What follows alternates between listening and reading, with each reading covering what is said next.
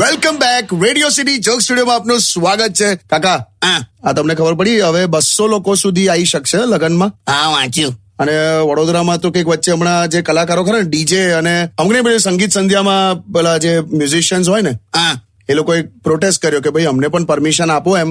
એ તો દસેલા ધીરે ધીરે બધું આવી રહેશે. બાકી એક વસ્તુ તો ખરી, વરઘોડો તો હું મિસ કરું છું. અરે મેં તો ખબર છે કાકા, હું નક્કી કર્યું છે કે મારા વરઘોડામાં છે ને બધા ડોસાઓને જ હું લઈ જઈશ. કેમ લાયું? લગ્નમાં જે છોકરીઓ તૈયાર થઈને આવી હોય ને એ બસ આમ તૈયાર થઈને એમને એમ ફર્યા કરશે બસ. અલા, હવામાં તને મજા આવે. તો એક વાત છે એમ.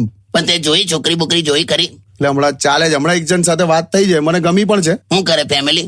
એટલે એનો ભાઈ છે ને જીમનો ટ્રેનર છે, એમ? પપ્પા પોલીસમાં છે અને મમ્મી છે ને પેલા કબજો કરેલી જે જમીનો હોય ને બધી ક્લિયર કરાવે છે. મામા હમણાં જ ઇલેક્શન જીત્યા છે. તું છે ને વિચારજે કેવો એ. કેમ એવું કહો?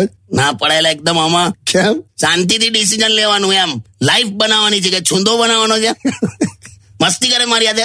ના ના, ખરેખર આવી છોકરી. એકચ્યુઅલી શું થયું છે, મારી હાઈટ કેવી જો 6 ફૂટની છે ને, તો એ રીતે મારી સાથે સેટ થાય એવું છે. શું મતલબ તારી 6 ફૂટની હાઈટ નો, જયારે તારે 5 ફૂટ 1 ઇંચના ઈશારા પર જ આખી જિંદગી ચાલવાનું છે? અરે બહુ હોશિયારી ના મારી છે, વિચારજે, અઘરું ફેમિલી છે. હા, ઓકે. સ્ટે ટ્યુન્ડ વિથ કિશોર કાકા only on radio city 91.1. Only on Radio City.